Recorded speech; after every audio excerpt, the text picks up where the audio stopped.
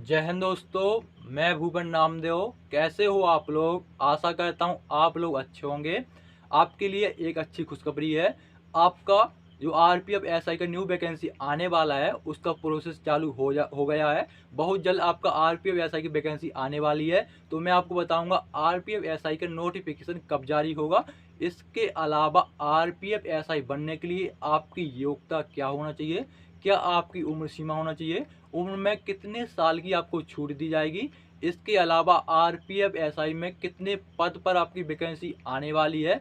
फिर मैं बताऊंगा इसके सिलेक्शन प्रोसेस के बारे में कि रिटन एग्जाम में कितने विषय से इसमें प्रश्न पूछे जाते हैं, नेगेटिव मार्किंग होती है कि नहीं होती है, आपकी हाइट कितना होना चाहिए, आपकी रनिंग कितने किलोमीटर की कराई जाएगी, और सबसे लास्ट में हम बात करेंगे इसकी सैलरी और प्रमोशन के बारे में। तो चलिए दोस्तों, आपको सारी जानकारी विस्तार से स्टेप बाय स्टेप समझाएंगे। तो वीडियो को बिल्कुल भी स्किप ना करें और वीडियो स्टार्ट करते हैं। तो सबसे पहले हम जान लेते हैं आरपीएफ के बारे में, क्योंकि जो न्यू कैंडिडेट हैं उनको नहीं पता कि आरपीएफ है क्या। तो आरपीएफ का फुल फॉर्म होता है रेलवे प्रोटेक्शन फोर्स, हिंदी में रेलवे सुरक्षा बल इसको बोलते हैं। इसके अलावा आरपीएफ की जो स्थापना हुई थी वो 1957 अधिनियम के तहत हुई थी। आरपीएफ का मुख्य कार्य आरपीएफ का जो मुख्य कार्य होता है वो यात्रियों की सुरक्षा करना। इसके अलावा जो आपकी रेलवे की प्रॉपर्टी है, रेलवे की जो संपत्ति है, उसकी सुरक्षा करना ही आरपीएफ का मुख्य कार्य होता है। और इसमें अगर आप कमांडो बनना चाहते हैं आरपीएफ में तो इसमें कमांडो यूनिट भी उपलब्ध है। आरपीएफ के कमांडो का नाम है कोरास कमांडो, CORAS। अब बात करते हैं आरपीएफ एसआई बनने के लिए आपकी योग्यता क्या होनी चाहिए। तो सिंपल सा इसमें आपका ग्रेजुएशन यानी स्नातक डिग्री होना चाहिए, ठीक है ना। चाहे आपने बीए किया हो, चाहे बीएससी, चाहे बीकॉम, सभी लोग इसमें अप्लाई कर सकते हैं। बात करते हैं आपकी वैकेंसी डिटेल्स के बारे में। तो आरपीएफ ऐसे ही दरोगा की 2000 प्लस पद पर आपकी वैकेंसी आने वाली है। इसके अलावा आरपीएफ में आपका आरपीएफ कांस्टेबल जीडी और आरपीएफ ट्रेडमैन की वैकेंसी भी आने वाली है। अब बात करते हैं आरपीएफ एसआई की एज लिमिट के बारे में। तो इसमें आपकी उम्र 20 से 25 साल होना चाहिए। अगर एज में आप रिलैक्सेशन चाहते हैं और आप ओबीसी कैंडिडेट हो तो इसमें मिलेगी आपको 3 साल की छूट। अगर आप SC ST कैंडिडेट हो तो आपको दी जाएगी इसमें 5 साल की छूट। अब बात करते हैं आपकी एप्लीकेशन फीस के बारे में। तो अगर आप जर्नल, ओबीसी, EWS कैंडिडेट हो तो आपको देने पड़ते हैं इसमें 500 रुपये।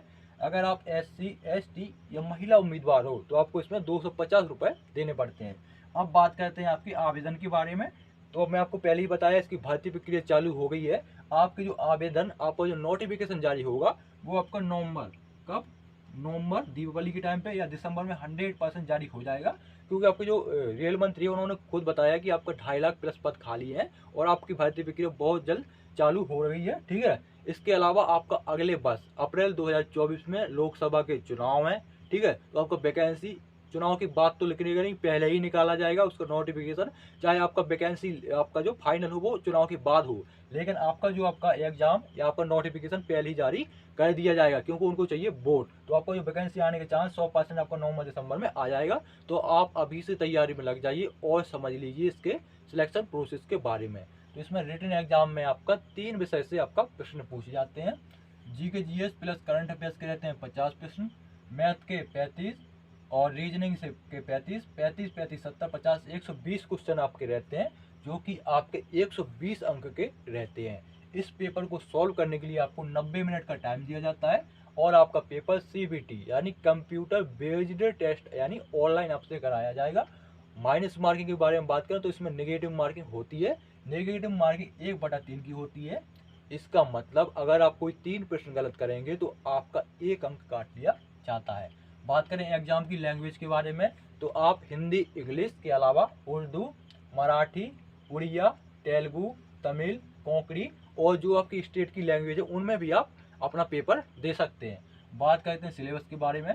तो अगर आप अभी से आरपीएफ एसआई की तैयारी करना चाहते हैं और आरपीएफ एसआई का एग्जाम क्रैक करना चाहते हैं तो आप SSC CPO SI का जो एग्जाम होता है, रियल बात बता रहा हूँ, SSC CPO SI का जो एग्जाम होता है सिलेबस में ज़्यादा डिफरेंस नहीं होता, सिलेबस सेम ही रहता है। आप लोग वो ऐसा है ना कोर्स खरीदने के लिए आरपीएफ एसआई का ऐसा कोर्स चला 200 रुपया पाने के लिए आपका ऑनलाइन कोर्स चलाएंगे कि आरपीएफ एसआई का, आरपीएफ कांस्टेबल का सिलेबस दोस्तों सेम ही रहता है, ठीक है ना। उसमें ज़्यादा डिफरेंस नहीं रहता है, डिफरेंस रहता ही नहीं है। किताब थोड़ी उसके लिए अलग से आ जाती है, सेम ही रहता है, लेकिन आप क्वेश्चन का लेवल थोड़ा अलग रहता है। तो आप SSC CPO SI का जो एग्ज़ाम होता है उसके प्रीवियस ईयर के क्वेश्चन पेपर या उसके प्रैक्टिस सेट लगाइए। इसके अलावा थोड़ी एडवांस लेवल पर SSC CGL का जो आपका प्रैक्टिस सेट है और आपका प्रीवियस ईयर के क्वेश्चन पेपर है वो आप सॉल्व करिए। आपका 100% पूरा सिलेबस कवर हो जाएगा, क्योंकि आपका उससे बाहर आपका क्वेश्चन नहीं जाएगा। ठीक है, तो आप SSC CPO और SSC CGL के जो प्रैक्टिस सेट है और प्रीवियस ईयर के क्वेश्चन पेपर लगाइए। आपका 100% मैं बोल रहा हूँ, तो आपको इससे बाहर नहीं जाएगा। ठीक है, बात करते हैं आपकी फिजिकल टेस्ट के बारे में। तो फिजिकल टेस्ट में आपकी जो पुरुष उम्मीदवार की जो हाइट होना चाहिए वो 165 सेंटीमीटर होना चाहिए। अगर कोई पुरुष SC ST कैटेगरी में आता है, अगर उसकी हाइट 160 सेंटीमीटर भी है तो भी वो इसमें अप्लाई कर सकता है। महिला उम्मीदवार की हाइट इसमें 157 सेंटीमीटर होना चाहिए। अगर कोई महिला SC ST कैटेगरी में आती है और उसकी हाइट 152 सेंटीमीटर है तो भी वो इसमें अप्लाई कर सकते हैं। बात करते हैं चेस्ट के बारे में। तो इसमें जो आपका सीना होना चाहिए वो 80 से 85 सेंटीमीटर आपका चेस्ट होना चाहिए। 5 सेंटीमीटर आपके चेस्ट का फुलाव आना चाहिए। बात करें आपकी रनिंग यानी दौड़ के बारे में, तो इसमें आपकी 1600 मीटर की दौड़ होती है पुरुष उम्मीदवार की। टाइम दिया जाता है 6 मिनट 30 सेकंड का। महिला उम्मीदवार की 800 मीटर की रनिंग होती है। टाइम दिया जाता है 4 मिनट का। बात करते हैं आपकी लॉन्ग जंप के बारे में। तो इसमें पुरुष उम्मीदवार की जो लॉन्ग जंप कराई जाती है लंबी कूद, ठीक है ना, वो होती है 12 फीट की और महिला उम्मीदवार की 9 फीट की होती है। हाई जंप के बारे में बात करें यानी ऊंची कूद, तो ऊंची कूद इसमें होती है पुरुष उम्मीदवार की 3 फीट 9 इंच की और महिला उम्मीदवार की इसमें 3 फीट की होती है। बात करें आपके वजन यानी आपके वेट के बारे में, तो आपका जो वेट होना चाहिए मिनिमम होना चाहिए 50 किलोग्राम। ठीक है, अब है आपका सबसे लास्ट में पड़ाव सैलरी और प्रमोशन। तो आपका इसमें 4200 ग्रेड पे वाली सैलरी मिलती है। 4200 ग्रेड पे में जो आपकी सैलरी बनती है वो 35,400 रुपये बनती है, जिसमें आपको बहुत सारे अलाउंसेस दिए जाते हैं भत्ते मिनिस्ट्री ऑफ रेलवे की तरफ से, जैसे कि TA DA HRA और आपका राशन मनी। इसके अलावा आपका ड्रेस का अलाउंस भी उसमें शामिल होता है। इन सभी अलाउंसेस मिला के आपकी शुरुआत की सैलरी बनती है 50 से 60 हज़ार के बीच में।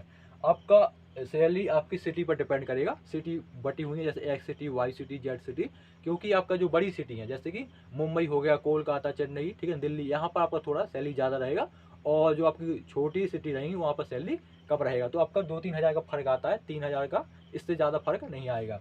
बात करते हैं आपके प्रमोशन के बारे में। तो सबसे पहले आप बनोगे सब इंस्पेक्टर, उसके बाद बनोगे इंस्पेक्टर, फिर सर्कल इंस्पेक्टर, फिर आप जोनल इंस्पेक्टर, फिर आप DSP या CO, यहीं से आप रिटायर्ड हो जाओगे। 7 या 8 साल के अंदर आपका प्रमोशन होता रहता है। इसके अलावा जो आपके ऊपर के जो अधिकारी रहते हैं वो आपके UPSC से चयन होकर आते हैं। UPSC में एक एग्जाम होता है, ठीक है ना, UPSC, तो उसमें एक निकलता है, एक होता है आपका रेलवे अकाउंट सर्विस, एक होता है IRTS Indian railway traffic service, जो आपका जैसे IAS होता है ना, तो वैसे ही उसमें आपका प्रशासनिक सेवा जो आपकी रेलवे की वो संभालता है।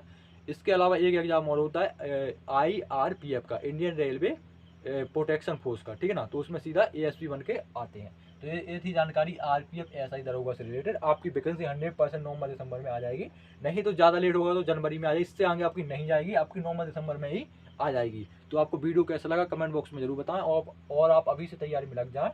मिलते हैं किसी नेक्स्ट वीडियो में, तब तक के लिए जय हिंद।